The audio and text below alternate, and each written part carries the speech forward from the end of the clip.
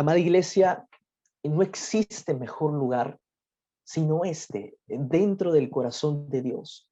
Y no hay mejor forma de comprender la palabra de Dios que estar dentro del propio corazón de Dios. No hay mejor forma de comprender la palabra.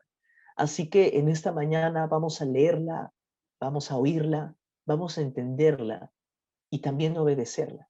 Así que espero que tenga ya su Biblia a la mano, prenderla o tomarla físicamente, y vamos a situarnos, por favor, en Éxodo capítulo 35. Éxodo capítulo 35, versículo 10. Y usted se dará cuenta que en esta mañana el Señor no nos ha llevado como iglesia a tomar referencia del lugar santo, santísimo, del tabernáculo de reunión en balde. Hay toda una razón y propósito por el cual el Señor nos ha llevado como iglesia en esta mañana. Éxodo capítulo 35, versículo 10. Permítanos, por favor, hacer lectura de la palabra de Dios.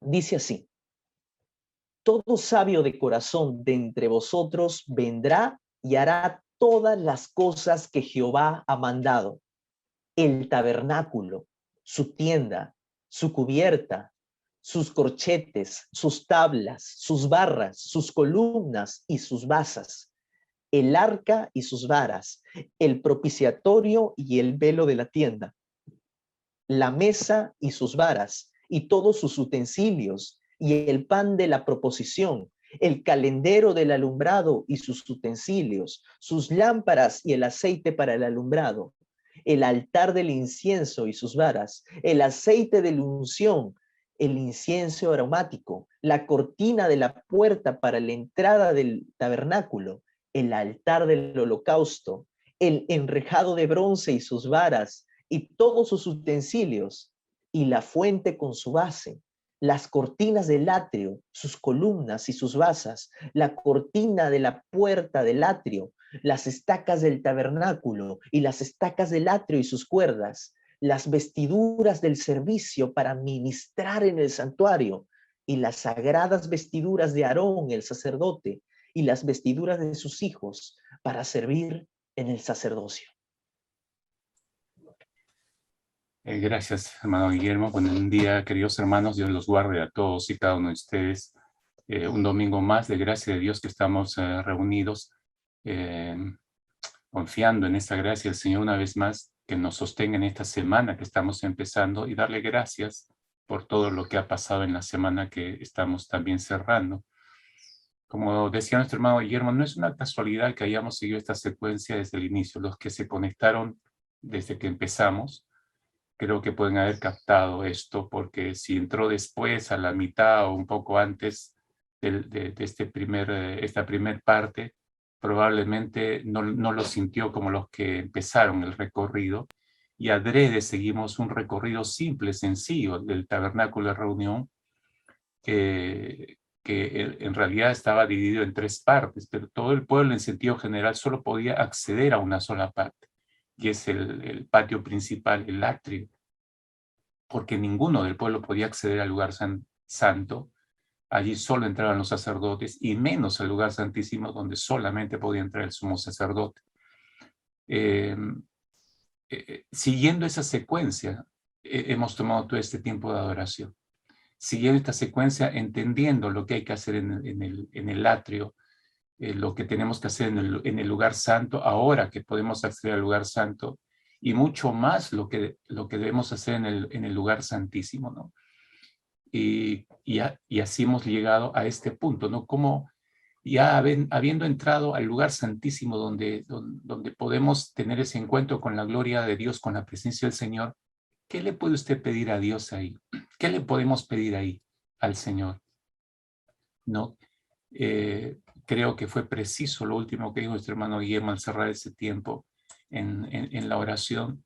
No podemos pedir otra cosa que solamente Él. La suficiencia de Cristo Jesús debe ser para nosotros el mayor anhelo, ¿no? Y en este proceso, mis hermanos, de cruzar nuestro desierto pandémico, hemos estado como 20 semanas compartiendo, o el Señor, creo yo, hablándonos mientras caminábamos a lo largo del desierto, y del cual todavía no hemos salido. Pero el Señor está ahí con nosotros, ¿no? Adiestrándonos y creo que nos ha dado valiosísimas lecciones, reglas, normas de vida, principios en nuestro andar cristiano, de tal manera que podamos enfrentar, como dice el texto de Colosenses, si va a su Biblia por un instante, no quiero dejar de pasar lo que dice el apóstol Pablo a esta iglesia, la iglesia de Colosenses en el capítulo 1, después de estas 20 semanas de recibir el conocimiento de Dios, fíjese, el apóstol Pablo dice en el capítulo 1, versículo 9, no cesamos de orar por vosotros y de pedir que seáis llenos del conocimiento de su voluntad, en toda sabiduría e inteligencia espiritual. 20 semanas el Señor nos ha estado hablando, nos ha estado mostrando su voluntad, y hemos sido llenos del conocimiento de la voluntad de Dios. Esperamos y oramos que haya sido en toda sabiduría e inteligencia espiritual.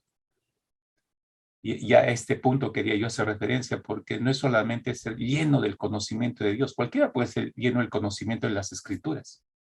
Leerla y conocer la Biblia. Pero no se trata de eso. Hemos hecho todo este recorrido y estamos llegando al final del libro del Éxodo prácticamente en esta mañana, pero tiene que ser en sabiduría e inteligencia espiritual. ¿Para qué? ¿Para qué es eso?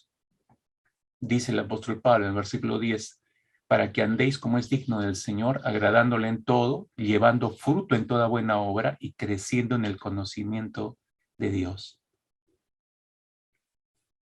Sí, es interesante el proceso que menciona el apóstol Pablo, ¿no? O sea, no es oír por oír, no es solo conocer por conocer. Hay un propósito en el conocimiento de Dios, ¿no? Para que nosotros podamos andar primeramente, dice, como es digno. En segundo lugar, agradándole en todo. En tercer lugar, dando fruto, dice, llevando fruto. En cuarto lugar, creciendo, la maduración.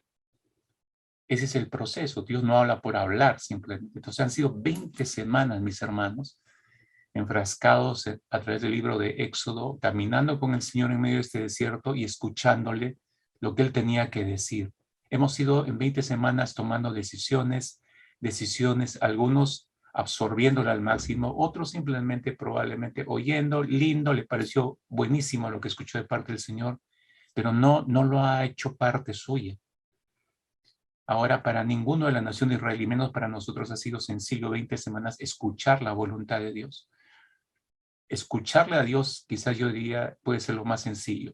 Ponerlo en práctica es la parte más complicada. Y todavía nos encontramos en eso, ¿no?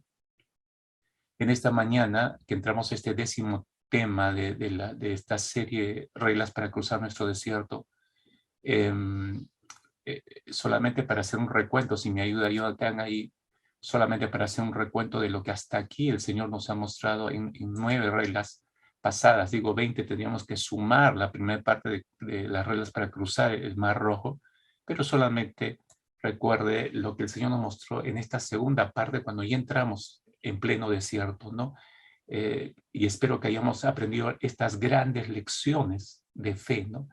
Que podamos ahora estar confiando en la dirección del Señor, que podamos confiar en el plan que Él tiene para nosotros, que podamos confiar en lo que Él nos ha dado como herramientas para luchar en medio de este desierto, que son armas poderosas de corte espiritual, no son hechas de mano humana, son dadas por el Señor, sin olvidar que estamos frente a quien nos está dirigiendo y nos estamos relacionando con un Dios sumamente santo. Sumamente santo, y sus mandatos son tan santos como Él. Y las virtudes de los mandatos del Señor es que nos muestran el carácter de Dios. Espero que hayamos aprendido a conocer a Dios, por más difícil que sean algunas cosas que nos dice, como la nación de Israel, que se mostraron reacios y hasta rebeldes, renuentes a querer obedecerle, porque hay una batalla interior cada vez que escuchamos un mandato de Dios que se desata en el interior del ser humano, ¿no? Y que se resiste a obedecerle a Dios. Es parte de nuestra naturaleza caída. Por eso el Señor siempre nos tiene que recordar esta sexta regla, que debemos tener cuidado en nuestro corazón, ¿no? Cualquier cosa podría suplantar la posición de Dios, ¿no? Y eso ya nos haría entrar en un plano de idolatría. Orar para poder no solamente cuidarnos de la idolatría, sino para poder permanecer más tiempo entrando en el corazón de Dios. Porque si entramos, la idea aquí, la práctica habitual del cristiano es permanecer el mayor tiempo posible dentro del corazón de Dios, porque sabemos que nuestra naturaleza de pecado nos puede sacar en cualquier momento y cualquier cosa le puede ser útil al pecado para sacarnos por la tangente del corazón de Dios, ¿no? Asegurémonos que no solamente estamos dentro del corazón del Señor, sino que Él va con nosotros. Es decir, que Él dirija nuestra vida, ¿no? Y eso nos lleva a lo que acabamos de decir, de escuchar, y espero hacerlo nuestro en el último canto, es morir a nosotros mismos para que Él no solamente guíe, sino tome las riendas de toda nuestra vida, porque Él sabe a dónde nos lleva, sabe lo que nos conviene. Nosotros no, hermanos. Creemos saberlo, pero el Señor sabe mejor que nosotros lo que nos conviene a cada uno de nosotros. Hacia dónde nos lleva. El propósito de Dios es llevarnos a un encuentro con Él mismo, con su gloria. Moisés tuvo una parte de ese encuentro con Dios. Nosotros seguimos buscando, mientras dure nuestra vida terrenal, seguiremos buscando ese encuentro. Tenemos atisbos de esa gloria, tenemos momentos gloriosos en que creo que todos nosotros hemos podido encontrarnos con una parte de esa gloria de parte del Señor y hemos percibido cuánto nos ha afectado, cuánto nos ha transformado, lo hemos percibido. Pero esta naturaleza de pecado que hacía referencia nos hace olvidar esos momentos. Es por eso que estas reglas no son para solo conocerlas y ponerlas en práctica una vez. Hay que estar revisándolas y ver si seguimos en ellas. A todo esto se suma esta 10ª regla que tenemos en esta mañana que reflexionar, anótela con cuidado. ¿Cuál es esta 10ª regla? No pierdas de vista el camino a casa. En este recorrido no pierdas de vista el camino a casa. Fíjese que esta es una gran regla. ¿Sabe por qué? Israel perdió de vista el camino a casa. Recuerden que sabía que salía de Egipto cuando salió y con gritos de júbilo y todo, después de que cruzan el Mar Rojo, incluso gran fiesta, gran celebración. Todos sabían que iban a tierra prometida, esa era su casa futura. Pero en el camino perdieron de vista la casa. Y ellos pensaban que esa tierra era la casa a la que tenían que llevar. Pero no terminaron por entender y captar que Dios les dio un adelanto y entre líneas es como si les hubiera dicho, claro, van a un lugar físico, geográficamente hablando, pero en realidad a esa casa no deben apuntar. El deseo de ustedes no es desembocar a esa casa. Y se los adelantó en el ejemplo de los levitas. Todas las tribus iban a tener porción, usted sabe, pero los levitas, la tribu de Leví era la única que no iba a tener posesión. Ellos iban a servir en la casa del Señor. Y lo interesante que las Escrituras dicen es que Dios era su porción. Todos tenían una porción de terreno, excepto los levitas, eran los que servían en la casa del Señor. Ellos, Dios sería su porción. Ahí ya les dio a entender el Señor que había un mejor hogar, una mejor casa que esa geográficamente donde fluye leche y miel que les prometió el Señor. Pero no lograron captar esto los israelitas. Nosotros igual podemos pensar que el cielo es nuestro lugar futuro, es nuestra casa futura, siempre hablamos en esos términos. Pero hermanos, creo que debemos ser muy cautos y sabios en poder entender que esa futura Jerusalén donde vamos a habitar, en realidad no es el hogar que debemos anhelar. No, lo que debemos anhelar es entrar en la presencia de aquel que va a estar en ese lugar. Entonces, el lugar en sí mismo no es nuestra meta final, sino es la presencia de la persona que esté en ese lugar. Dios mismo, Cristo mismo. Así que no pierdas de vista el camino a casa, hermanos. Es increíble que a lo largo de esta pandemia, muchos han perdido de vista la casa. Muchos han perdido de vista la casa. Y creen que lo que han elegido o escogido fuera de la casa verdadera, como el hijo pródigo, creen que van a obtener lo mejor. Pero todo eso se va a agotar un día. Escúcheme, por favor. ¿No? Si usted está sufriendo, usted está dolido, o ha visto a algunos de sus hermanos, hermanas que han perdido el camino y usted ha tratado de redarguir su corazón y no han oído, ¿no? Y han preferido, como el hijo pródigo, agarrar sus cosas e irse por el mundo. Escogieron su propio camino, saliendo del camino que es Cristo. Mire, consuélese, realmente sabiendo que El hijo pródigo tuvo un momento crítico, tuvo que tocar fondo para volver en sí. Y es que Dios no olvida a los suyos. Va a haber algún momento. No quisiéramos que sea crisis, pero puede que sea necesaria una crisis extrema para que estos hijos y estas hijas de Dios regresen al camino y se vuelvan a dirigir a la casa que Dios nos tiene reservadas para cada uno de nosotros. No pierdas de vista el camino a casa. Déjenme empezar el mensaje de esta mañana, este 10º mensaje, casi ya cerrando el libro de Éxodo. Prácticamente ha sido increíble que hemos estado estas 10 semanas estudiando el libro de Éxodo sin sentirlo. Si nosotros pudiéramos describir, mis hermanos, y voy a expresar una especie de síntesis, si pudiéramos hacer una síntesis del libro del Éxodo, tendríamos que resaltar ciertos cuadros de la historia, y sería la única manera de poder presentar una síntesis. Sería más o menos así, ensayo algo que nos podría ayudar más o menos a tener un vistazo panorámico de Éxodo. Algunos cuadros, ¿ya? Por ejemplo, una princesa que va a un río a bañarse y su corazón es conquistado por el llanto de un niño abandonado y lo adopta. Usted sabe de quién está hablando. Luego usted encuentra una zarza ardiente que nunca se consume y de ella sale una voz que va a cambiar la historia de la vida de un hombre y de toda una nación esclavizada. Luego usted ve un cuadro de un pastor indefenso que sale del desierto para declararle la guerra al hombre más poderoso del mundo en Egipto. Luego usted encuentra otro cuadro donde los egipcios encuentran sus camas llenas de ranas, de piojos. Y luego escucha o ve otro cuadro, el llanto de una madre sumamente afligida. Y de pronto, al lado de ese llanto se suman muchos otros llantos de padres, hasta que se levanta un clamor generalizado en una nación que hace eco a lo largo de todo Egipto llorando a sus primogénitos. Luego usted encuentra un cuadro donde una nación entera cruza el Mar Rojo con paredes de agua a sus costados. Luego usted ve un cuadro donde Dios es puesto a prueba en medio de un desierto y cuando Él da el veredicto suyo, Dios es afrentado por los beneficiarios de los juicios de Dios. Luego usted ve aquel tremendo cuadro en medio de truenos, relámpagos, nube espesa, un gran terremoto, la voz de Dios retumba por la llanura de una gran montaña. Por otro lado, usted ve en el desierto a un hombre que discute con Dios sobre el futuro de una nación y Dios le concede lo que le está suplicando. La gloria de Dios luego llena una pequeña tienda.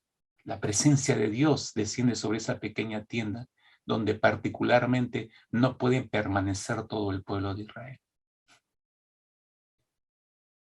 Todos los momentos, todos estos cuadros, mis hermanos, yo diría, y solamente es un pequeño resumen, pero faltan momentos sumamente dramáticos en el libro de Éxodo, muchísimos que hemos ido viendo, hemos ido estudiando, hemos ido aprendiendo a través de ellos.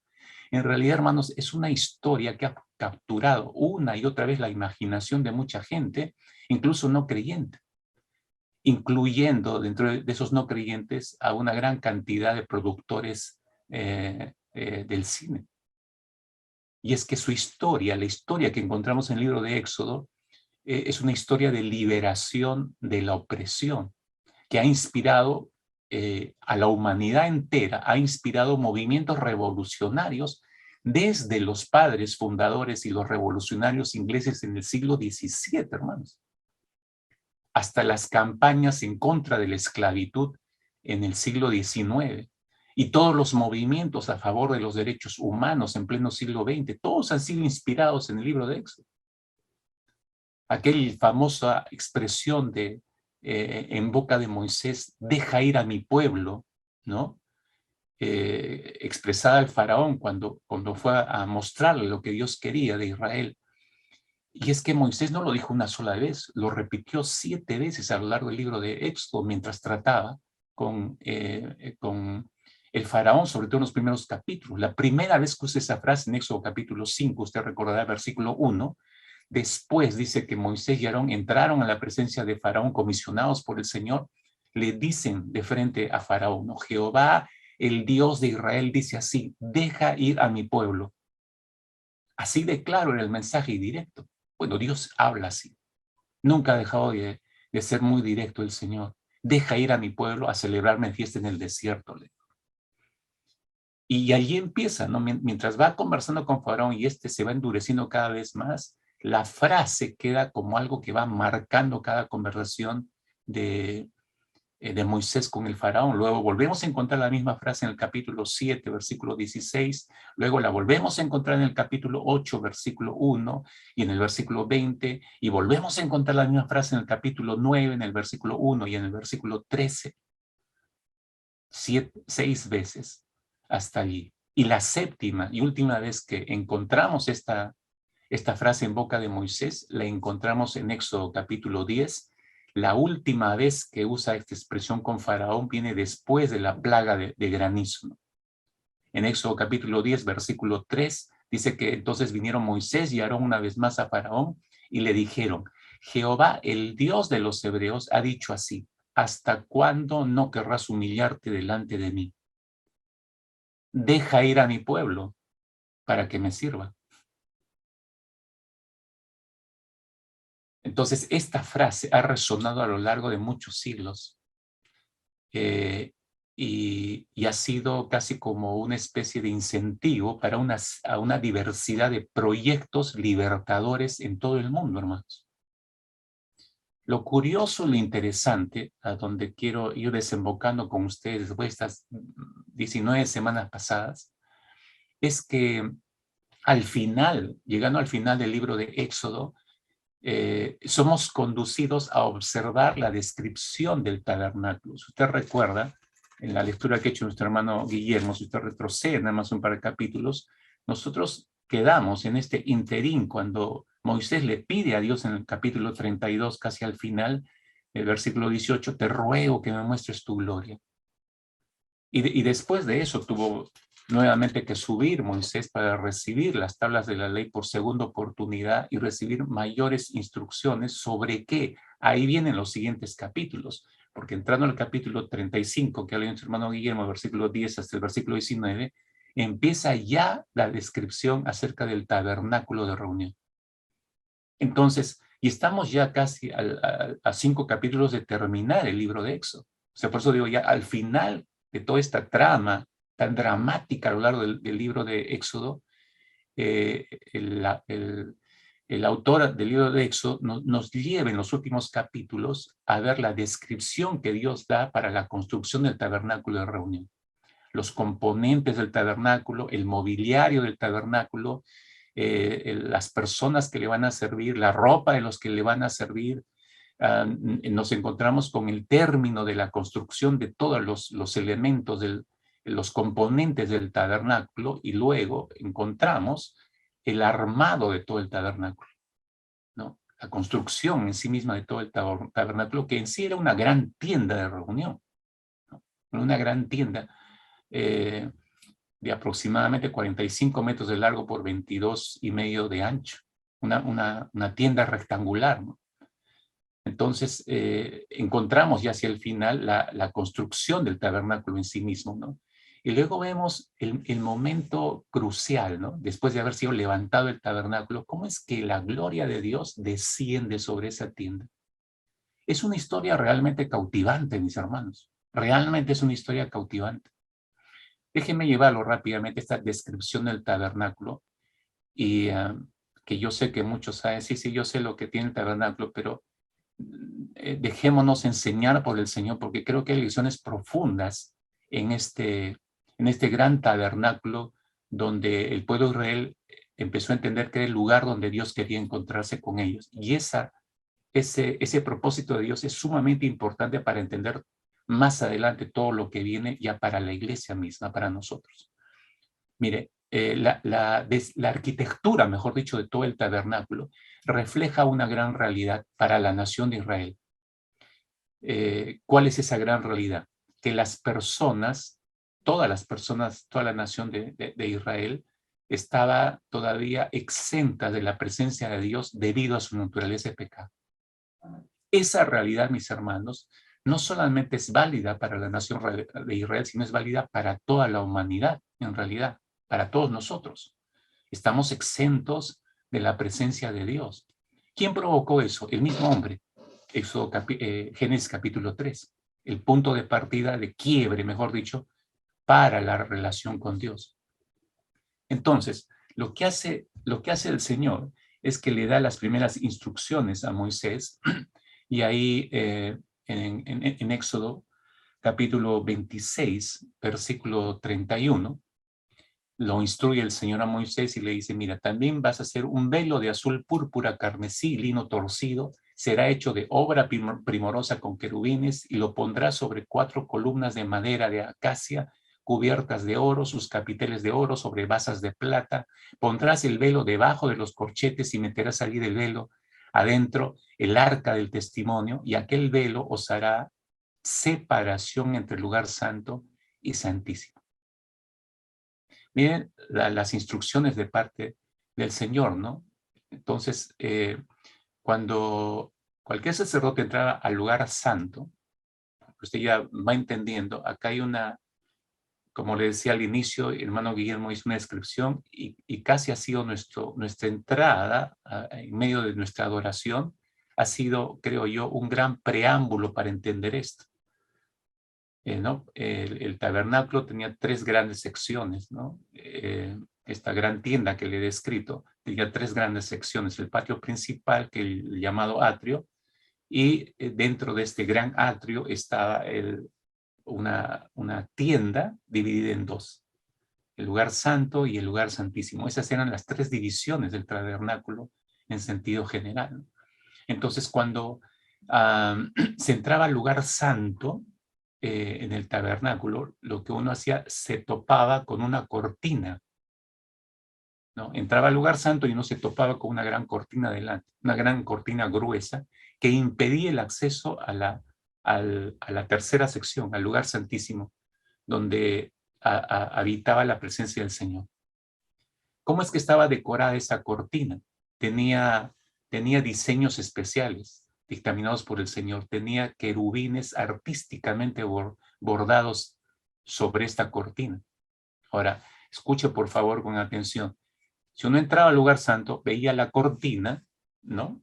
Y en sus diseños veía los querubines. Y esta imagen es un eco de Génesis capítulo 3, si usted se recuerda, o si retrocede un poco en el tiempo, así cierra el capítulo 3, el autor de Génesis, describiendo el hecho de la expulsión de Adán y Eva del paraíso del Edén, y dice textualmente el versículo 24 de Génesis 3, echó pues fuera al hombre y puso al oriente del huerto de Edén querubines y una espada encendida que se revolvía por todos lados para guardar el camino del árbol de la vida. Miren, Dios puso, dice, querubines específicamente y una espada encendida que impedía el retorno de Adán y Eva. Aquí, ahora, usted tiene esa imagen de Génesis capítulo 3, terrible, dolorosa, y luego usted ve a estos querubines en la cortina que cierra el acceso al lugar santísimo. En esta tela, de esta cortina, los querubines aún custodiaban el camino de regreso a Dios. Y recordaban a todo aquel sacerdote que entraba hasta ese lugar, recordaba que nadie podía acceder hacia la presencia de Dios aún.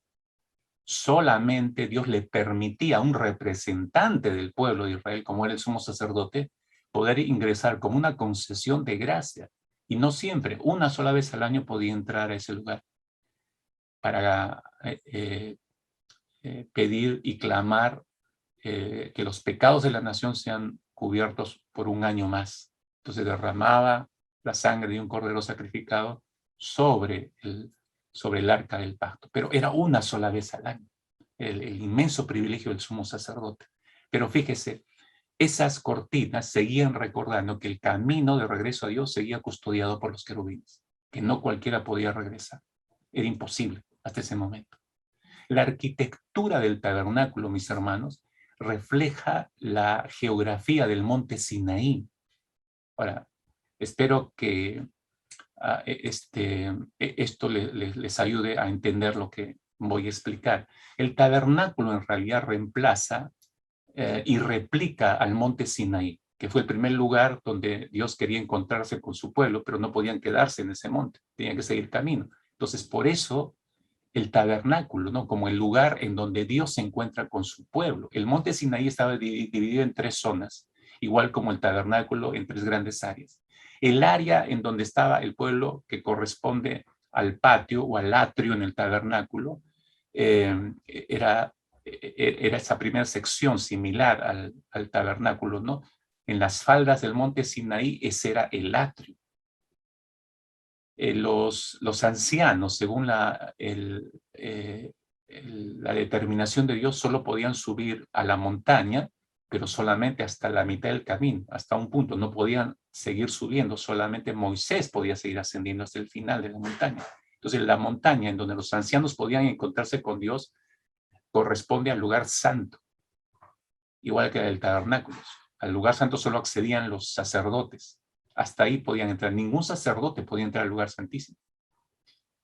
Y la tercera sección, lo más alto de la montaña del Sinaí, a donde Dios descendió y se encontró con Moisés, corresponde al lugar santísimo. Es donde Dios desciende y donde solo llegaba Moisés, y es en el tabernáculo de reunión, en el lugar santísimo, donde solamente podía acceder un solo hombre, igual como Moisés, el sumo sacerdote. Entonces, la arquitectura de este tabernáculo refleja esa geografía del monte Sinaí, ¿no? Como el lugar de encuentro de Dios con su pueblo, ¿no? Pero usted se da cuenta, con limitaciones, con grandes limitaciones. Ojo, hermanos, en Éxodo capítulo 19 vemos que esos límites, ¿por qué puso Dios esos límites? Para proteger al pueblo de la santa presencia de Dios. Dice textualmente ahí Éxodo 19, 24, dice, los sacerdotes y el pueblo, dijo Dios, no traspasen el límite para subir a Jehová, no sea que haga en ellos estrago.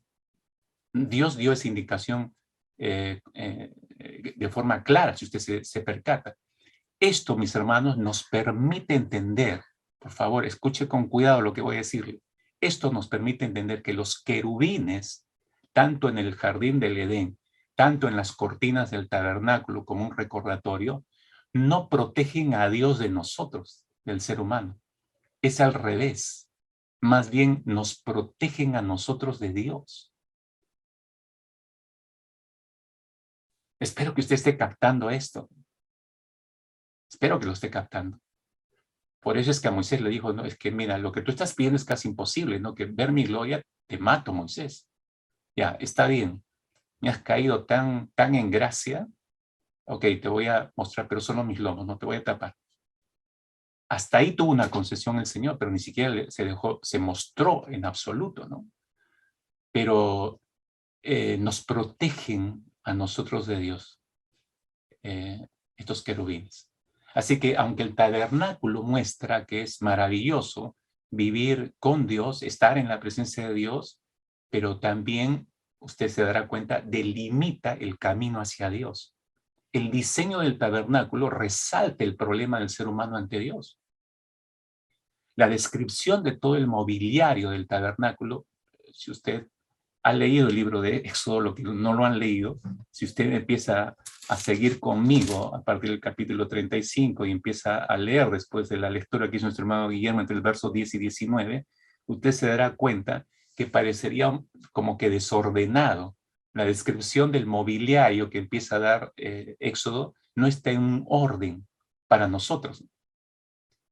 Porque nosotros podríamos esperar recibir primero, o quisiéramos leer en el libro de Éxodo, si hubiéramos sido Moisés, de repente hubiera dicho, Señor, por favor, dame las cosas en orden, ¿no? Nosotros esperaríamos recibir primero las instrucciones para la construcción del tabernáculo. Dame todas las instrucciones para construir el tabernáculo, Señor.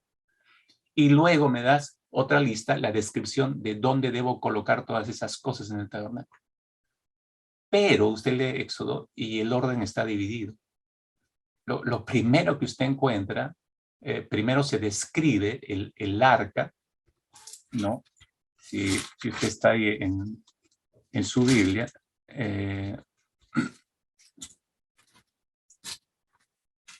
se va a percatar que empieza la descripción en el capítulo 25, capítulo 25 de Éxodo, habla sobre la ofrenda del tabernáculo, pero empieza con la descripción del arca, ¿no? Luego sigue con la mesa del pan de la proposición y luego con el candelabro de oro. Esos 3 elementos, ahí en el capítulo 25.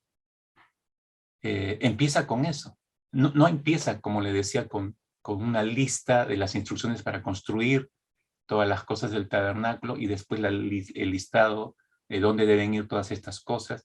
No, empieza con estos 3 elementos: el arca, la mesa del pan y el candelabro. ¿Sabe usted por qué? ¿Por qué empieza con esos 3 elementos? Porque son la promesa del Señor del nuevo y mejor hogar que tendrían todos. No solo Israel y también nosotros. Porque todo lo de Israel es figura que nos muestra a alguien superior al tabernáculo, ese va a ser Cristo. Entonces, pero estos 3 primeros elementos que empieza a describir el Señor a Moisés, ya muestran la promesa de ese nuevo hogar que tendríamos todos nosotros. Para los israelitas, el tabernáculo era su hogar, lo veían así, pero en realidad no era su hogar final, solo era símbolo de un mejor hogar, y no solo para ellos, sino para todos nosotros. Porque esos 3 elementos, mis hermanos, como acabo de mencionar hace un momento, nos hablan ya de Cristo de manera anticipada. Mire, le hago un resumen rápidamente. Como les decía, empieza en el versículo 10, el capítulo 25, empieza la descripción del arca del testimonio. ¿Qué era el arca del testimonio? Era una caja, ¿no? Con una plancha como tapa de oro y encima 2 querubines que se miraban uno al otro, apuntando hacia el medio, ¿no? Ahora, en ese lugar, ahí se derramaba la sangre que el sumo sacerdote una vez al año entraba para pedir por todos los pecados del pueblo. Pero escúcheme, el arca simboliza la presencia de Dios entre su pueblo. Eso lo entendían todos los israelitas. Vuelvo a repetir, el arca simbolizaba la presencia de Dios entre su pueblo. Y también simbolizaba el pacto que había establecido con su pueblo, de parte de Dios. Ahora, esto nos recuerda algo, como le digo, es solo una figura de algo superior después, ¿no? Y usted bien recordará, Mateo 28. Jesús dijo, yo estaré con ustedes todos los días hasta el fin. ¿Se acuerdan, no? Estas palabras que tantas veces le hemos oído. Yo estaré. ¿Quién está hablando? Jesús. ¿Y quién es Jesús? Es Dios. Es la presencia de Dios prometida en medio de su pueblo. Exactamente lo mismo. Pero de una mejor forma, porque el arca era un artefacto externo. Sin embargo, Jesús estaba prometiendo algo interno y particular y personal, es decir, mejorado. Hermanos, Jesús dijo, yo estaré con ustedes todos los días hasta el final de los tiempos. Es Dios mismo, es la presencia de Dios prometida a su pueblo. Y recuerdan también que en aquella última cena Jesús dijo, esta copa es el nuevo pacto en mi sangre. El arca simbolizaba una presencia mayor que habitaría en nosotros, mis hermanos. Ya no solamente tendría acceso un solo hombre a la presencia del Señor, sino que todos podemos tener acceso a la presencia de Dios. Fíjese cómo se nos ha facilitado el camino hoy en día.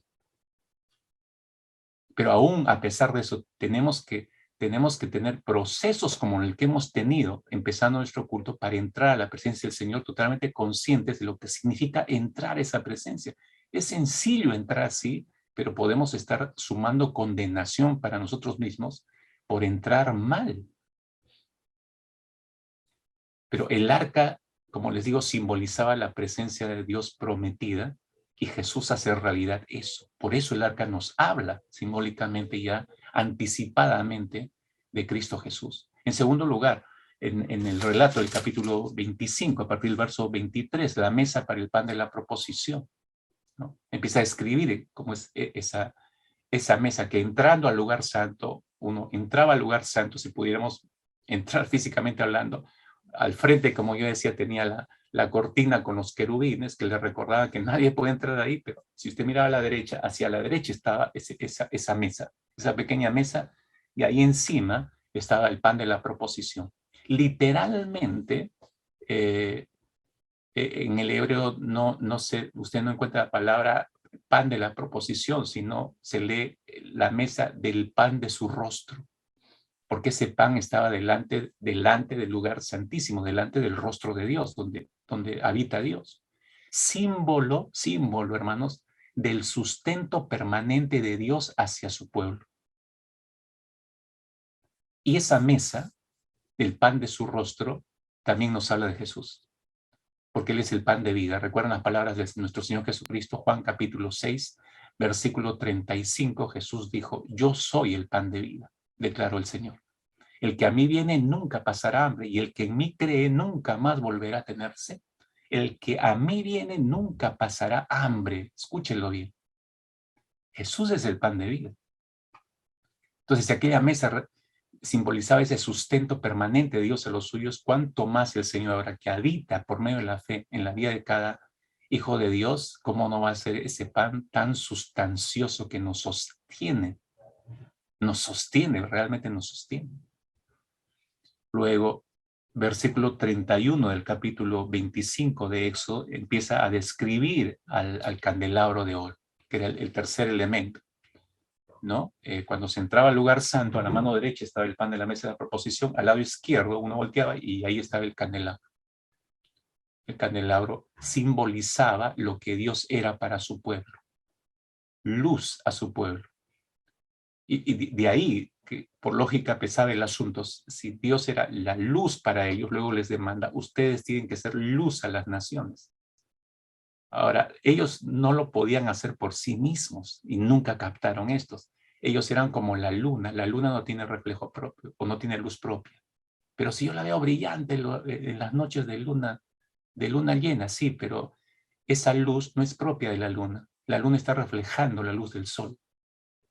Y cuando Dios le dijo a Israel que sean luz a las naciones, no es que ellos hubieran tenido la capacidad de ser luz en sí mismos para alumbrar a las demás naciones.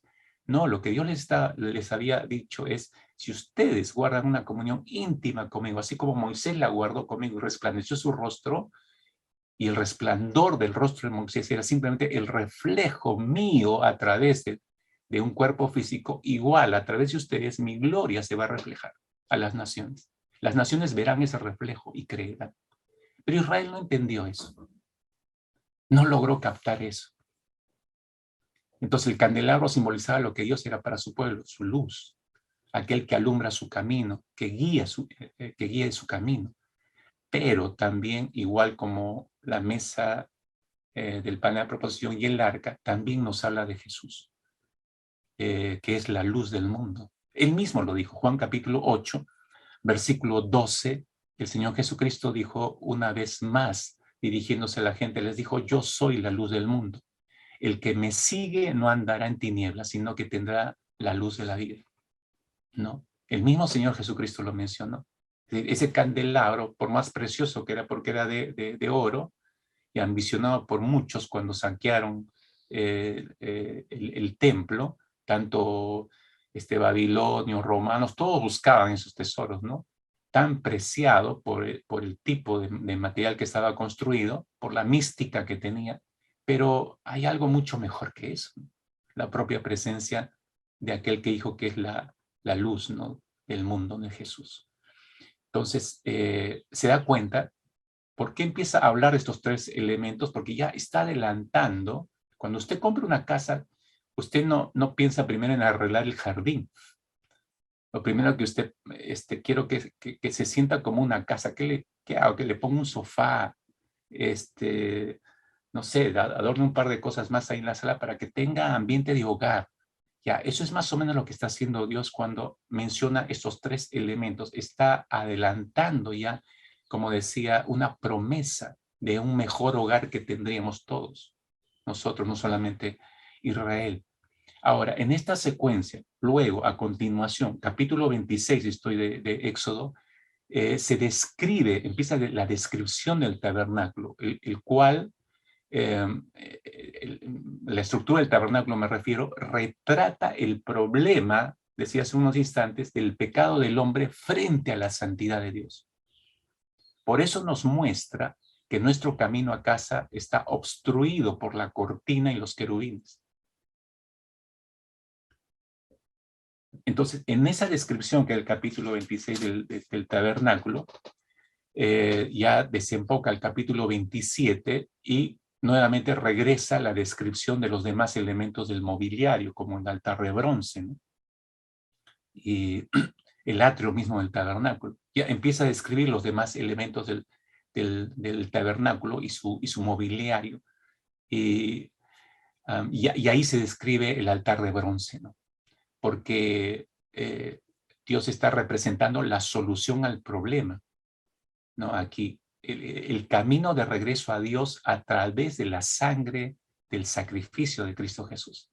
Porque sobre ese altar, me refiero el altar de bronce, que es descrito en el versículo 1 al versículo 8 en el capítulo 27, ese altar representa la solución del problema, ¿no? El camino de regreso a Dios es inaccesible, sí, pero ya está adelantando que es a través de la sangre de un sacrificio, de un animal sacrificado. Porque sobre ese altar el pecador ofrecía un animal, ¿no? Como nuestro hermano Guillermo bien ha estado describiendo nuestro proceso de entrada en esta mañana a la presencia del Señor. Pero ese rito, hermanos, solo lo cubría, al que ofrendaba el animal, solo lo cubría externamente, era solo una limpieza externa. Pero no solucionaba el problema de fondo. ¿Y cuál es el problema de fondo? Es la naturaleza de pecado que hay dentro de nosotros. Por eso el altar de bronce solo anunciaba la llegada de un sacrificio único y perfecto, superior, que sí limpiaría profundamente al pecador, que no iba a ser una limpieza solo externa, sino que iba a ser una limpieza desde el interior. Y usted sabe, está hablando de Jesucristo hacia adelante. Y para adelantarnos y verlo claramente, tenemos que el libro de los Hebreos, que es el que usa más referencias del tabernáculo justamente en relación a la obra de Cristo.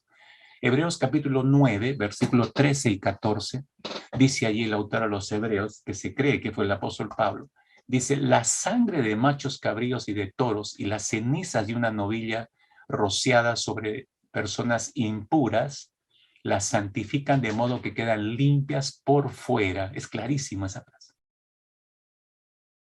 Quedan limpias por fuera. O sea, el sacrificio que presentaban, las personas que lo presentaban, los ungían con la misma sangre, una parte de la sangre servía para ungirlos, ¿no? Lo demás se quemaban. Ahora, dice el autor de los Hebreos, solo quedaban limpias por fuera. Si esto es así, declara Hebreos, cuánto más la sangre de Cristo, quien por medio del Espíritu Eterno se ofreció sin mancha a Dios, purificará nuestras conciencias, y eso es algo más profundo, purificará nuestras conciencias de las obras que conducen a la muerte, a fin de que sirvamos al Dios viviente. Entonces, aquí tiene usted el contraste en el texto de Hebreos, ¿no? Todos los sacrificios que se presentaban en el tiempo de Moisés solamente limpiaban por fuera, dice el texto. Pero en contraste a esa limpieza por fuera, pone la obra de Cristo Jesús, que purifica, dice, nuestras conciencias. Es una obra mucho más profunda, muchísimo más profunda y mejor, por cierto. Entonces, hermano Guillermo, en el proceso de nuestra adoración en esta mañana, decía, ya no podemos traer los animales ahora, ¿no? Ya no podemos decir, vámonos a Cieneguilla a sacrificar nuestros toros, nuestros corderos y qué sé yo, ¿no? Y aún si así lo hiciéramos, ¿de qué serviría eso, hermanos? Si nuestras conciencias seguiríamos en el pecado. Pero ahora, en virtud de la sangre de Cristo y del poder que hay en esa sangre, entonces podemos ser limpiados desde lo profundo del ser. Esa es una auténtica limpieza. Ahora, nuevamente, mis hermanos, esta verdad está implícita en la arquitectura del tabernáculo. Al entrar al patio, al atrio o al patio principal, las personas, lo primero que un israelita se encontraría es con el altar de bronce. Eso es lo primero que encontraría allí. Si ustedes ven del lado derecho, en su vista, hay una flecha que está indicando la puerta de ingreso. Lo primero con lo que se encontraba en el atrio es el altar de bronce, ¿no? Este dominaba la entrada, por eso digo, apenas entraban, lo primero que veían adelante era el altar de bronce. Así que cuando cualquier israelita entraba, recibía, lo primero que recibía no era la vista del altar, sino recibía el mensaje que le comunicaba el altar.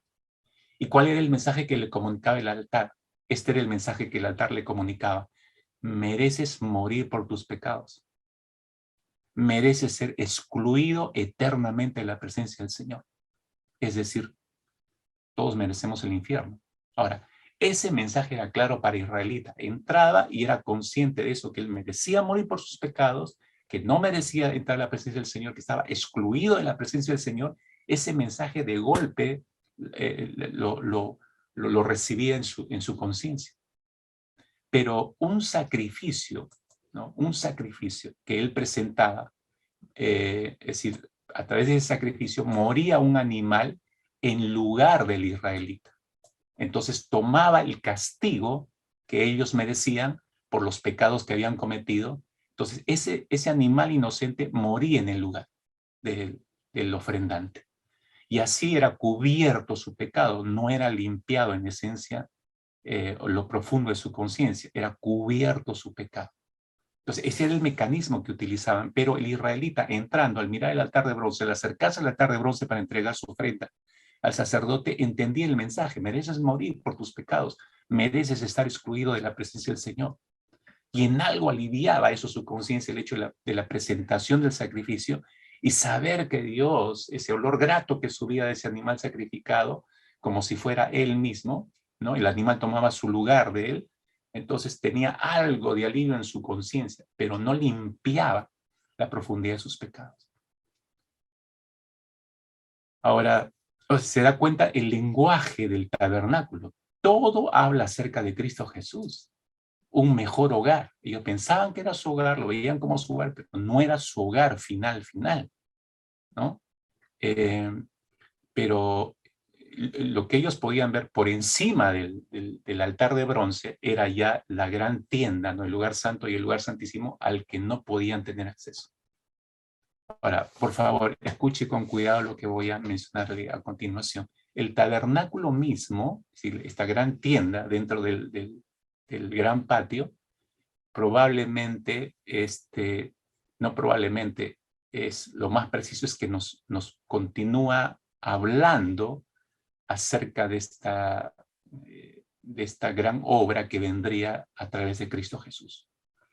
Ahora, no era una simple tienda, mis hermanos, ¿no? Porque era una tienda y bueno, levantaron las paredes y le pusieron un techo y ataron en el techo como armar una carpa. No era tan sencillo como imaginamos. En realidad tenía 4 capas. 4 capas tenía el techo del tabernáculo.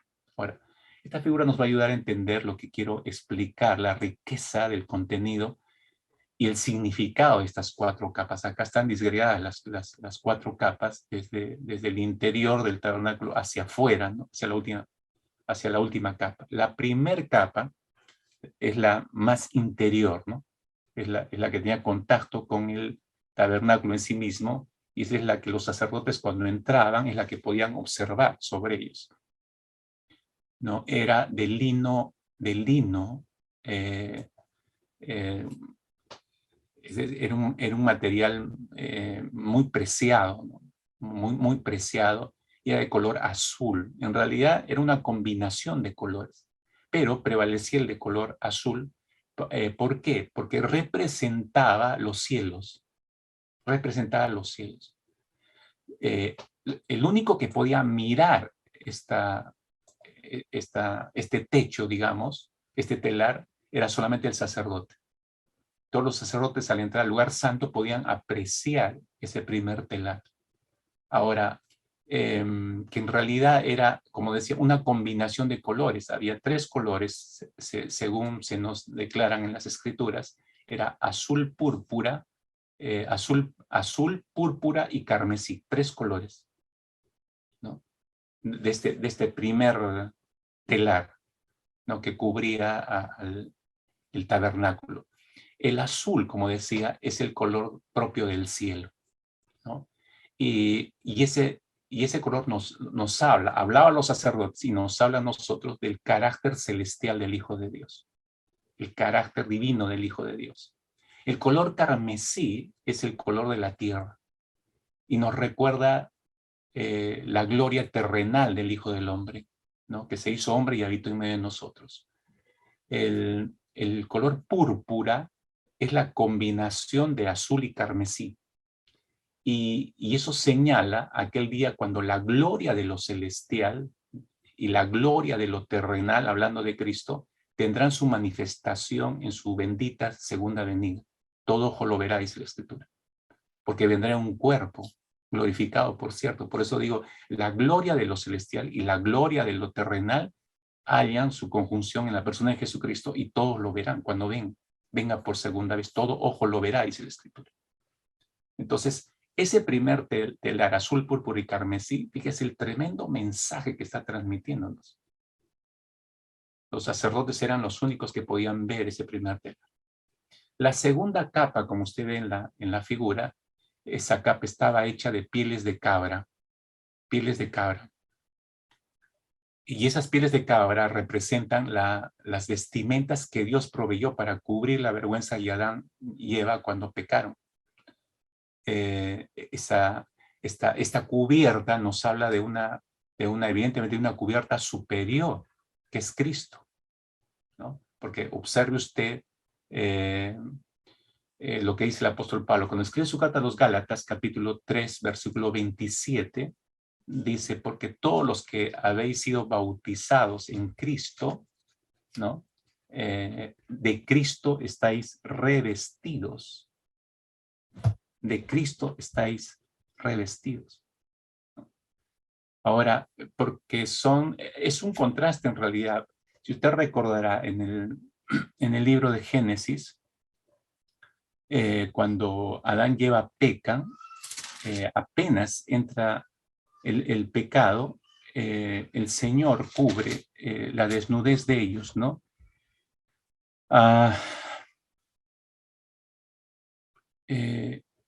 Capítulo 3 de Génesis, versículo 21, y Jehová Dios hizo al hombre y a su mujer túnicas de pieles y los vistió. Eso es después del pecado.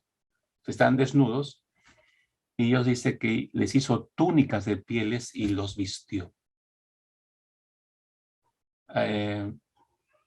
Entonces, estas pieles de cabra que cubrían en un segundo plano el techo del tabernáculo, representaban esas primeras vestimentas con las cuales Dios proveyó para cubrir la vergüenza de Adán y Eva cuando pecaron. Esa cubierta, por eso decía, nos habla de una cubierta superior. Y esa cubierta superior que es Cristo nos las muestra Pablo en su carta a los Gálatas, capítulo 3, verso 27. Porque todos los que habéis sido bautizados en Cristo, de Cristo estáis revestidos. Es un vestido nuevo que se nos da. Pero no es cualquier vestido, es la misma persona, la misma presencia de Cristo Jesús. Tremendo mensaje de esta segunda sección de pieles sobre el tabernáculo. Ya nos está hablando de Cristo anticipadamente. La tercer capa que usted ve en la figura estaba hecha de pieles de carnero. Teñidas de rojo, por cierto, ¿no? Pero eran pieles de carnero, ¿no? Estas pieles de carnero representan los sacrificios y la sangre requerida para proporcionar una cobertura para los pecadores. Esa sangre solo nos puede hablar de una sangre superior a la de esos corderos. La sangre de Cristo, obviamente, tal como la declara el apóstol Juan en su primer epístola, primera de Juan, capítulo 1, versículo 7. El apóstol Juan dice, la sangre de Jesucristo, su Hijo, nos limpia de todo pecado. Es una sangre superior. Pero esas pieles sobre el tabernáculo ya nos están hablando de esa necesidad de un sacrificio y de sangre requerida para proporcionar cobertura para los pecadores. Interesante eso, ¿verdad? Ahora, la cuarta cobertura, en realidad no saben exactamente de pieles de qué animales estaba hecha, ¿no? Esa última capa. Pero parecen decirlo, de estar estudiando esa última capa, parece que han llegado a un acuerdo que parece ser que esa última capa eran piel de tejones. Esa piel de tejón, escúchenme, esa piel de tejón es interesante, parecía, bueno, la última piel de tejón. Y la piel de tejón, no sé si usted ha visto alguna foto de los tejones, es una piel áspera, ¿no?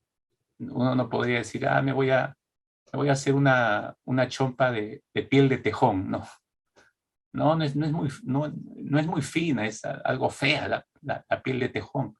No, estaba diseñada como la última capa, justamente por eso, para proteger al tabernáculo de todas las inclemencias de la naturaleza. Entonces tenía que ser una piel muy resistente. Y por eso se piensa que era piel de tejón. Pero la piel de tejón en su apariencia no era muy hermosa, que digamos. No había belleza exterior que pudiera atraer la mirada de las personas, no. Pero en contraste a la piel de tejón, el interior del tabernáculo, usted se dará cuenta, era todo glorioso por dentro, era todo hermosura por dentro, con tablas revestidas de oro, cortinas que eran obra de costura, estaban vestidos los sacerdotes del Señor con una vestimenta muy especial cuando entraban al lugar santo, pero usted veía, salía, fue el tabernáculo y miraba la última cobertura, piel de tejón. Era un contraste tremendo. Pero lo cierto es, mis hermanos, es que esto nos habla de Cristo. Aún la piel de tejón nos habla de Cristo. Escuche con cuidado lo que le voy a compartir. El profeta Isaías, mire cómo describe a Cristo Jesús en su famoso capítulo 53, versículo 3, lo describe como el despreciado, el desechado entre los hombres, el desfigurado, el varón de dolores, que no presentó ningún atractivo a los ojos del mundo. Así lo describe Isaías a Jesús. Pero internamente Jesús, en ese varón de dolores, que no era nada atractivo porque estaba desfigurado totalmente después de todos los golpes que le dieron antes de crucificarlo, y después de crucificarlo era una masa ensangrentada, según los historiadores. Pero internamente era, escúcheme, internamente Jesús era, es y seguirá siendo hermoso en su santidad. Aquel varón experimentado en quebranto y dolores, y aquel que de manera escandalosa murió como un delincuente sobre una cruz, ha sido, es y seguirá siendo hermoso en su santidad, mis hermanos.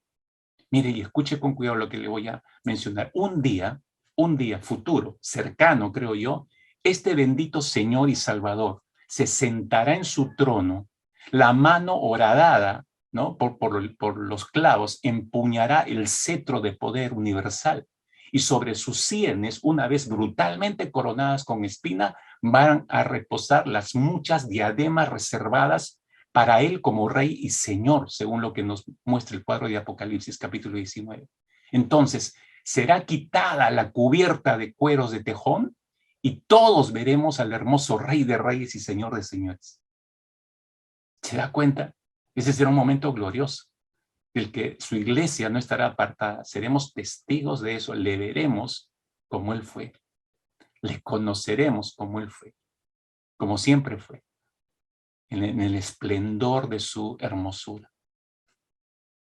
Para el mundo no tenía un atractivo. Cuando estuvo aquí terrenalmente era el Dios eterno recubierto de pieles de tejón. Y por eso lo maltrataron, lo desecharon, no creyeron en él, lo mataron sobre una cruz, pero luego, ya desde la resurrección, se fue despojando esas pieles de tejón. Y luego terminará por despojarse y el mundo entero verá no a un niñito que viene por segunda vez, verá al Rey de Reyes y Señor de Señores con espada en mano para implantar justicia y darle a cada quien lo que corresponde cuando vuelva. Y lo veremos en ese resplandor. Entonces, mis hermanos, en resumidas cuentas, el tabernáculo nos muestra el camino a casa. ¿Se percata? Ya se dio cuenta de eso. Todo el tabernáculo nos muestra el camino a casa, a nuestro verdadero hogar en realidad. Síganme con cuidado. La noche que nuestro Señor Jesucristo, antes de morir, estuvo reunido con sus discípulos, Él les dijo lo siguiente, a ver si me ayuda, Jonathan. Ahí en Juan capítulo 14, versículo 2 y 3. Yo lo voy a leer en la Nueva Versión Internacional, usted lo tiene en Reina Valera. Dice, en el hogar de mi Padre, dijo Jesús, hay muchas moradas. Si no fuera así, ya se lo habría dicho a ustedes.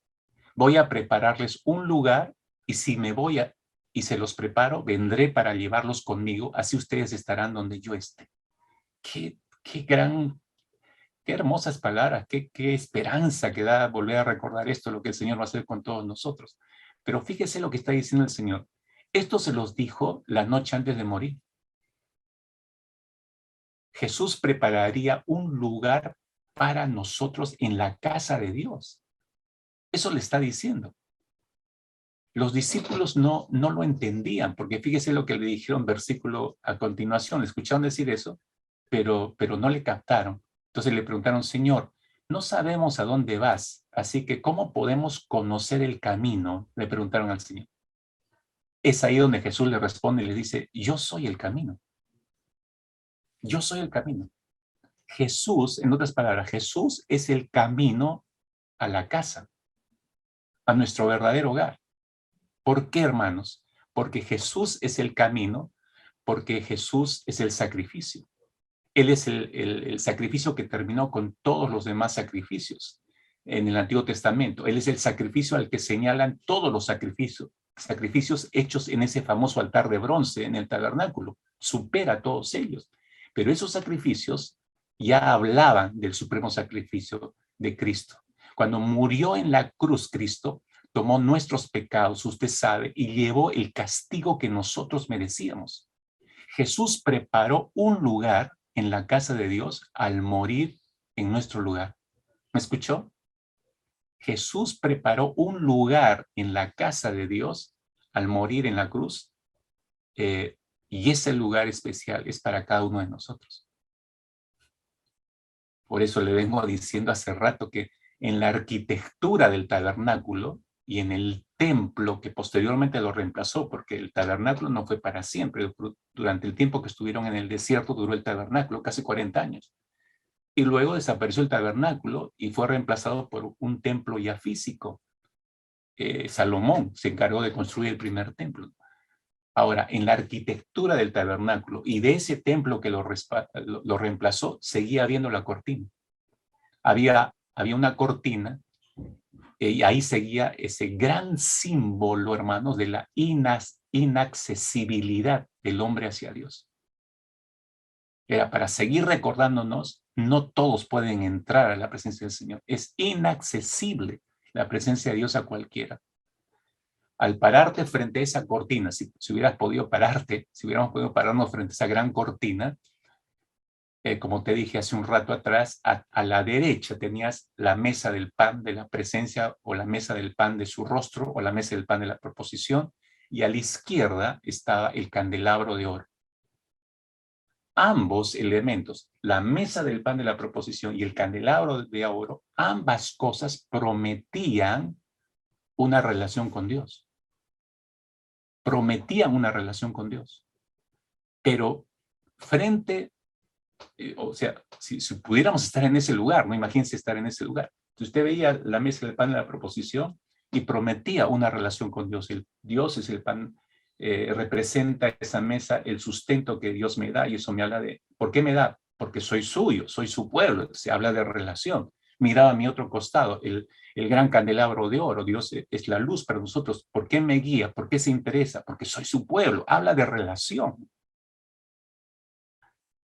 Pero cuando tú volteabas y mirabas frente a ti, te encontrabas inevitablemente con la cortina que impedía esa relación. Te prometían los elementos, pero la cortina delante te recordaba que había un impedimento. Estaba colgada allí Te repito, para protegerte de Dios. Porque los pecadores no pueden sobrevivir a un encuentro con el Dios santo, santo, santo. Así que al estar frente a la cortina, tu hogar, hermana, escúchame, tu hogar está muy cerca, pero muy lejos al mismo tiempo. Es como, bueno, está acá, simplemente levanto la cortina y entro, te mata la gloria de Dios. Así era de complicado en ese tiempo, ¿no? Entonces, mi hogar está tan cerca, y no sé si los sacerdotes en ese tiempo tenían esa percepción, está tan cerca de nosotros y al mismo tiempo tan lejano. Yo no puedo entrar ahí, no soy sumo sacerdote, no puedo entrar ahí, porque si me atrevo a entrar, me mata la gloria de Dios. Ellos sabían eso. Entonces, podías ver ese lugar donde necesitabas y anhelabas estar, pero se te impedía el paso a la presencia divina. El tabernáculo, hermanos, estaba lleno de promesas, pero también lleno de peligros. Pero ahora mira lo siguiente, por favor, estoy tratando de llevarte a un cuadro superior, mayor. Mira la descripción del Evangelio según San Mateo de la muerte de Jesús. Te llevo a esa instancia, ¿no? Dice, entonces Jesús volvió a gritar con fuerza y entregó su espíritu cuando estaba ahí en la cruz, ¿no? Mateo 27, verso 50, y entregó su espíritu, y en ese momento, dice, la cortina del santuario del templo se rasgó en dos de arriba a abajo. La tierra tembló y se partieron las rocas. Oiga, qué momento terrorífico, diría yo. ¿No? Una vez más, por favor, necesito que entre en conciencia bien de lo que está ocurriendo acá para luego decirle la profunda verdad que encontramos aquí. Dice, entonces Jesús volvió a gritar con fuerza y entregó su espíritu. En ese momento, la cortina del santuario del templo, la que dividía el lugar santo y santísimo, se rasgó en dos de arriba a abajo.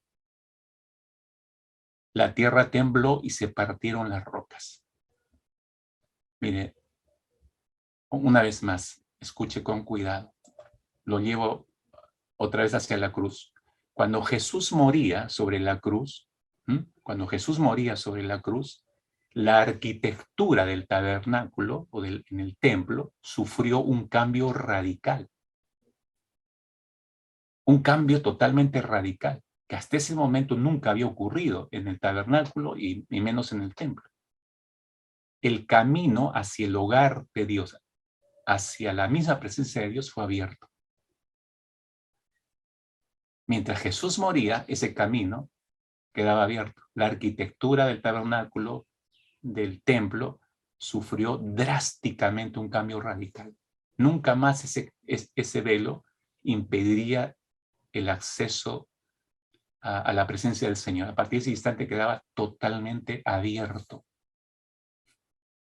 ¿Qué tal obra la de Jesús? Ahora, con eso en mente, ¿no? Con eso en mente, te regreso al libro de Éxodo. Regresamos al libro de Éxodo. Capítulo 27, a partir del versículo 9 y 10, lo próximo que se describe allí es el atrio del tabernáculo, o el patio principal. Lee conmigo lo que dice en versículos 9 y 10. Dice, haz un atrio, le dijo el Señor a Moisés, haz un atrio para el santuario, haz un gran patio, ¿no? Al lado sur, al lado sur debe medir 45 metros de largo y tener cortinas de lino, 20 postes, 20 bases de bronce. Los postes deben contar con empalmes y ganchos de plata. Esa fue la instrucción específica que Dios le dio. Le está dando las dimensiones del tabernáculo en realidad. Ahora usted avanza al versículo 18, usted lo va a ver más claramente. Lo voy a leer nuevamente la nueva versión internacional para entender las mediciones, ¿ya? Porque acá habla de codos, ¿no? Verso 18 dice, el atrio, todo el patio principal, ¿no? Medirá 45 metros de largo por 22 metros y medio de ancho, con cortinas de lino fino de 2 metros con 30 centímetros de alto. Es decir, las cortinas que rodeaban a todo este rectángulo tenían, ¿no? De 2 metros Dice las cortinas, ¿dónde estoy? Sí, el atrio medirá 45 metros de largo, 22 metros y medio de ancho, y con cortinas de lino fino de 2 metros con 30 centímetros de alto. 2 metros 30 era la altura de las cortinas. Y estaban sostenidas con pilares, ¿no? Con bases de bronce. Esa fue la descripción que le dijo el Señor que tenía que realizar. Pero ahí tiene usted la descripción exacta de lo que medía este gran tabernáculo. 45 metros, ¿no? Por 22 y medio metros de ancho. Este sería, la siguiente, por favor, este sería el diagrama, en todo caso, del orden del tabernáculo, aunque ya lo hemos visto anteriormente, pero quiero mostrárselos para extraer nuestra última y gran lección en esta mañana del tabernáculo. Estoy seguro que muchos de ustedes nunca probablemente habrán tenido tantas lecciones juntas del tabernáculo, ¿no? Que pensaban conocerlo perfectamente. Este es el diagrama del tabernáculo. Si ustedes se dan cuenta, mis hermanos, a su lado derecho está la puerta de ingreso. Esa puerta de ingreso estaba en todo caso, que era la única puerta para entrar al tabernáculo, está situada ¿dónde? En el lado este. En el lado este. Ahí está la puerta de entrada. Entonces, la gente venía por esa puerta, es decir, venía del este y al ingresar al atrio se dirigía hacia el oeste. De este a oeste entraba hacia el tabernáculo. Se percatan de eso, ¿no es cierto? Entonces, ¿por qué? Porque el altar de bronce estaba entrando, si seguía caminando recto, seguía, el altar de bronce estaba al oeste. Y si levantaba la vista, estaba al oeste, estaba el lugar santo y el lugar santísimo. Por eso digo, entraba del este y se dirigía hacia el oeste cuando entraba el tabernáculo. En otras palabras, mis hermanos, la nación de Israel, el pueblo, la gente de Israel, venía de su mundo de pecado del este. Venía de su mundo de pecado del este y se dirigían en la búsqueda del perdón de sus pecados, se dirigían hacia el oriente, hacia el lugar santísimo donde está Dios. Esto es muy significativo, hermanos, porque si pensamos en toda la humanidad por unos instantes, tendríamos que preguntarnos, ¿dónde se halla la humanidad con respecto a Dios? Bueno, cuando trazamos la geografía simbólicamente hablando de la relación de la humanidad con Dios, ¿dónde se ubica la humanidad? ¿Dónde nos ubicamos todos nosotros? Estamos al este del Edén. Estamos al este de nuestro hogar. La humanidad entera está al este del reino de los cielos. Pero cuando viene Jesucristo, su muerte sacrificial nos abre las puertas de su lugar santísimo, nos abre las puertas del oriente de Dios, para que saliendo nosotros y abandonando nuestro este de pecado, nos dirijamos confiadamente y entremos al lugar santísimo por la sangre del Cordero de Dios que quita todos los pecados. Dios, en otras palabras, nos está llamando hacia nuestro hogar.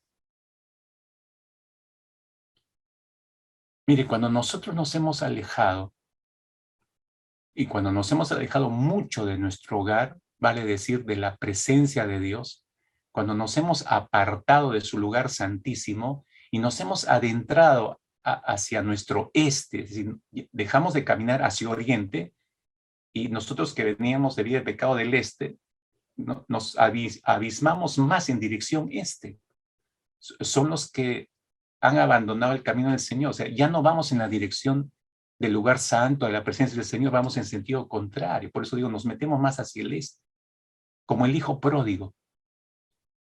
Mira, solo Dios y nosotros sabemos lo que podemos estar pensando y sintiendo cuando tomamos esa decisión errada. Nadie, en realidad nadie puede dar una interpretación de eso, porque solo la persona que lo está pasando sabe lo que tiene en su mente, en su corazón, su sentir y Dios. Recordemos, mis hermanos, que nadie podía ver el corazón del hijo pródigo. Solo él sabía lo que estaba ocurriendo en el interior de su mente. Solo él sabía cuán oscuro estaba su corazón. Solo él sabía cuánto dolía ese vacío en su interior, el estar lejos de su hogar original. Solo él podía entender eso. Y a lo largo de toda esta pandemia, mis hermanos, de todo este más de un año que llevamos en esta pandemia, en este desierto pandémico, muchos hijos e hijas de Dios han caminado demasiado al este, como el hijo pródigo, a tal punto que se han perdido, tanto así que ya no recuerdan el camino de retorno. Extrañan el calor del hogar porque saben lo que han perdido y se preguntan si habrá alguien aguardando su retorno.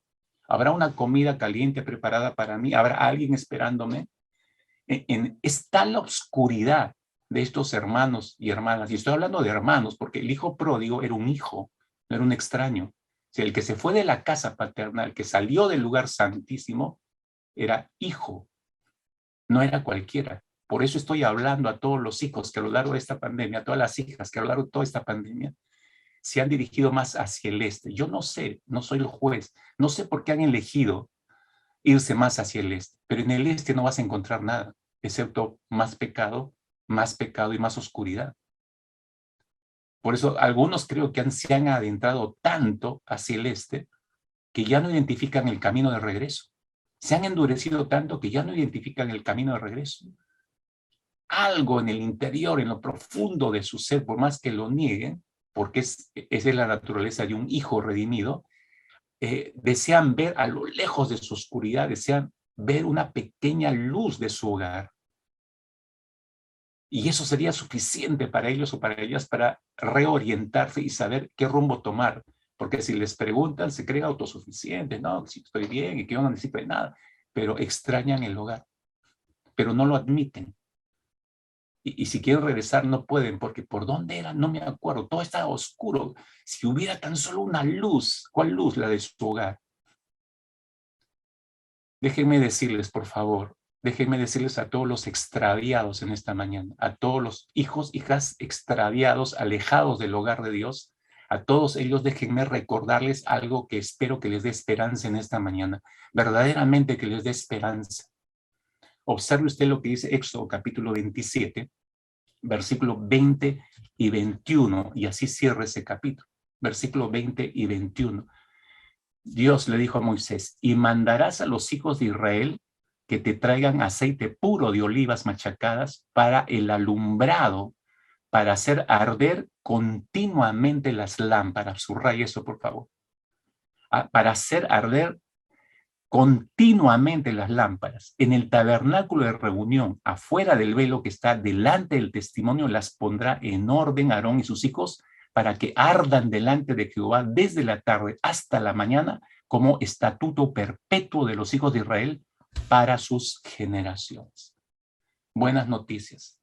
Esta es la palabra de esperanza si alguien la estaba esperando, si alguien estaba anhelando escucharla, si alguien quería ver una pequeña luz para poder regresar desde su oscuridad, esta es la luz. Dios, escúcheme, Dios da instrucciones aquí para asegurarse de que siempre haya una luz encendida en la casa. Que siempre haya una luz encendida en la casa. El punto es que el tabernáculo, mis hermanos, en el tabernáculo siempre hay luz. Escúchenme. El lugar de Dios, la casa de Dios, allí en el tabernáculo del Señor, siempre hay luz, porque Dios es luz. Y esa luz está encendida porque Dios está en casa. Esa luz significa que Dios está en casa. Alguno, ay, ¿cómo? Sí, a mí me gustaría regresar, pero no sé, de repente nadie me va a recibir y eso es un sinónimo de rechazo. No voy a encontrar alimento. No, no, no. Mira, eso te dice desde tu pecado, te está susurrando eso, pero la realidad es en la casa del Señor siempre hay luz porque Dios está allí. Y si hay luz es porque Dios está en la casa. Como el padre del hijo pródigo, Él te está guardando. Hay una bienvenida esperándonos. Hay un par de abrazos amorosos esperándonos. Hay pan sobre la mesa para recibirnos. Hay un nuevo vestido que colocarse. ¿Y sabes por qué hay pan en su mesa? Porque Él siempre está dispuesto a recibirnos para volver a su comunión. El pan significa sentarte a comer con Él, volver a la comunión con Él. ¿O acaso no extrañas el sabor de ese pan? ¿Acaso no extrañas la percepción de tu alma sentado delante de la presencia del Señor? Él siempre está dispuesto a recibirnos para volver a esa comunión, hermanos. Recuerda que Cristo ha establecido su tienda, su tabernáculo en medio de nosotros.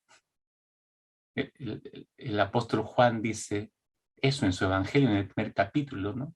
Y vino y habitó en medio de nosotros, dice. Es decir, ese vino y habitó, puso su tienda, puso su tabernáculo. Eso significa, puso su tabernáculo en medio de nosotros. Entonces, el tabernáculo de Éxodo apunta a ese tabernáculo. Y este tabernáculo, que es Cristo, es mucho mejor.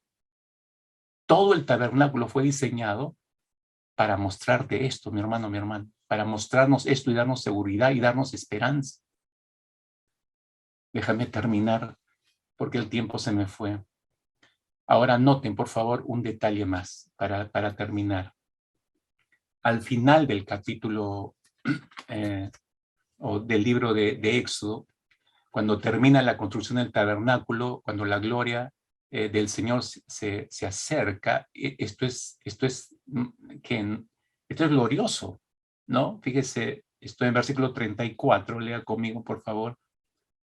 Así termina el libro de Éxodo. Dice, entonces una nube cubrió el tabernáculo de reunión y la gloria de Jehová llenó el tabernáculo. Y no podía Moisés entrar en el tabernáculo de reunión porque la nube estaba sobre él y la gloria de Jehová lo llenaba. Y cuando la nube se alzaba del tabernáculo, los hijos de Israel se movían en todas sus jornadas, pero si la nube no se alzaba, no se movían hasta el día en que ella se alzaba. ¡Wow! Porque la nube de Jehová estaba de día sobre el tabernáculo y el fuego estaba de noche sobre él a vista de toda la casa de Israel en todas sus jornadas. Fíjese cómo termina el relato del libro de Éxodo, con la presencia del Señor llenando ese tabernáculo de reunión. El tabernáculo, mis hermanos, era la representación visible del anhelo de Dios de tener comunión con su pueblo. Él es un Dios santo, perfectamente justo, usted lo sabe, y nosotros somos pecadores. Pero Él hizo provisión para poder estar en medio de su pueblo sin pasar por alto su justicia ni su santidad. Entonces, allí moró la presencia especial de Dios, como estamos leyendo, en esa gran tienda, por más de 400 años, hermanos, hasta que el tabernáculo fue sustituido por el templo de Salomón. ¿Y usted recuerda qué pasó? ¿Qué sucedió cuando terminó la construcción Salomón de este gran templo y colocaron el arca del pacto en el lugar santísimo? Fíjese, dice que cuando los sacerdotes, nos muestra en la escritura que ocurrió casi lo mismo que leemos en Éxodo, cuando los sacerdotes salieron del santuario después de haber colocado, dice, el arca ahí en el lugar santísimo, la nube de la presencia del Señor llenó la casa de Jehová, dice, y los sacerdotes no podían permanecer para ministrar en el lugar a causa de la presencia de la gloria de Dios, porque la gloria de Dios había llenado ese lugar. Dice, es exactamente lo mismo que ocurrió con el tabernáculo de reunión en el tiempo de Moisés. Y los dos, al momento de terminada la construcción del tabernáculo, descendió la gloria del Señor. Terminada la construcción del templo de Salomón, descendió la gloria de Dios. Llenó la casa. Y allí continuó, en el templo de Salomón, el Señor, su gloria, continuó manifestando su presencia especial en medio de su pueblo por cientos de años más, hasta que Dios entregó al pueblo de Israel en mano de los babilonios por causa de su pecado, alrededor de 600 años antes de Cristo. Entonces la ciudad de Jerusalén fue destruida por los babilonios juntamente con el templo, y por otros 600 años más el pueblo de Israel no volvió a tener la bendición de disfrutar de la gloria de Dios, morando en medio de ellos. No vieron la presencia de Dios hasta que el verbo de Dios se hizo carne y puso su tabernáculo entre nosotros. ¿No le parece maravilloso eso? En ese bebé indefenso, acostado en un pesebre maloliente, rodeado de animales, estaba el tabernáculo definitivo en el que Dios habría de encontrarse con su pueblo. Pero dice que el apóstol Pablo, curiosamente, dice que en él habita corporalmente, por eso toda la plenitud de la deidad. Toda la plenitud de la deidad. Y usted sabe que el significado, cuando llega a Cristo a esta tierra, el significado de su nombre es Dios con nosotros. El verbo se hizo carne, habitó entre nosotros y vimos su gloria, dice el apóstol Juan, tal como sucedió en el tabernáculo, en el templo, en el Antiguo Testamento. El Dios de gloria se hizo presente en la persona de Jesús. Nuestro Señor Jesucristo, hermanos míos, terminemos de comprenderlo. Nuestro Señor Jesucristo no es una manifestación adicional de la gloria de Dios. No, Él es el resplandor de esa gloria. ¿No? Él es el resplandor de esa gloria. Él es el lugar de reunión donde ahora los hombres y mujeres nos podemos encontrar con Dios. Él es el altar donde nuestros pecados son expiados para que nosotros podamos disfrutar de una plena comunión con el Dios tres veces santo. Él es el tabernáculo real que esperábamos y en él podemos entrar a la presencia del Señor. Usted se ha dado cuenta que al final de este libro de Éxodo se da cuenta que acá hay una labor compartida. ¿Por qué Dios descendió sobre este tabernáculo? ¿Solo porque lo terminaron de construir? No, escúcheme, si ellos hubieran alterado alguna de las ordenanzas que Dios le dio en la fabricación de cada elemento del tabernáculo y que lo hubieran armado, que no lo hubieran armado conforme Dios les había indicado que deberían armarlo, la gloria no hubiera descendido. Eso nos indica que hubo una estricta obediencia de parte de los constructores y una estricta obediencia en el armado del tabernáculo. Lo hicieron exactamente como Dios quería. Entonces hay una parte en la construcción de ese tabernáculo, mis hermanos. La mano del pueblo de Dios y luego la gloria de Dios tomando ese lugar. Sin esa gloria, el tabernáculo no sería nada, hermanos. Absolutamente nada. La construcción que nos corresponde a nosotros, según Colosenses capítulo 3, la construcción, ahí está la construcción a través de la santificación progresiva, para alcanzar nuestro tabernáculo final, que es Cristo Jesús, allí en el reino de los cielos. Estamos nosotros construyendo esa relación aquí, de nuestra parte. Entonces, Colosenses capítulo 3, muchas veces lo hemos leído, por eso dice lo que tenemos que hacer, lo que tenemos que dejar, y menciona listas de pecados específicas, y vamos saliendo de ese estilo de vida para entrar cada vez más, aproximarnos a un estilo de vida santo. Porque nada impuro entrará en la presencia del Señor, nada impuro entrará en ese tabernáculo santo al final. Entonces, por eso es tan importante, mis hermanos, esta comprensión del tabernáculo al final del libro del Éxodo, donde, si se dan cuenta, Moisés pasa a un plano muy abajo y pasa a un primer plano toda la construcción del tabernáculo, y todos estos capítulos hablan del tabernáculo, el tabernáculo, el tabernáculo. ¿Por qué tanto? Por lo que ya acabamos de explicar, por el tabernáculo que vendría aquí y se haría carne y habitaría en medio de nosotros. Por esa razón había que tener tantos símbolos, tantas señales que he descrito en una forma sucinta y general, por cierto. Todo habla de Jesucristo, cada elemento habla de Jesucristo, cada porción del tabernáculo habla de Jesucristo. Nos está mostrando ese tabernáculo que vendría. Y qué gran bendición, ya no un tabernáculo que entraría dentro de nosotros. O sea, la figura es medio extraña porque acá ellos terminan de construir un tabernáculo externo. Viene Jesús y ese tabernáculo no es externo, ese tabernáculo entra en nuestro interior. Lo que tenemos dentro de nosotros es el verdadero tabernáculo. ¿No le parece glorioso eso? Así que a todos los extraviados, a todos los perdidos, hay esperanza. Hay luz en la casa, hermanos. Hay pan en la casa. Hay un Padre que espera en la casa. Oremos, oremos. Allí usted, si siguió todo el proceso a través de las alabanzas y usted entró y entendió, estoy yendo por el atrio, entró al lugar santo, entró al lugar santísimo, qué lugar para privilegiado. Antes nadie podía entrar y ahora sí usted, iglesia, ha podido entrar. Y está ahí. Y no solo ha entrado para extasiarse, sino ha entrado para que Dios le diga, le describa todo el significado del tabernáculo de esta mañana. Y habiendo recibido toda esa descripción, recordar a los que están cerca o lejos que ya no hay impedimento para regresar a una relación de comunión íntima con el que habita el tabernáculo, es decir, Dios. Y eso es lo que buscamos, eso es lo que anhelamos en esta mañana, Señor. Te deseamos a ti, realmente te deseamos a ti y solamente a ti. Nada más podría llenar nuestra existencia, excepto solamente tú. Gracias por haberte hecho carne, gracias por haber puesto tu tienda, tu tabernáculo en medio de nosotros. Gracias por haber entrado, bendito tabernáculo, a morar en nosotros.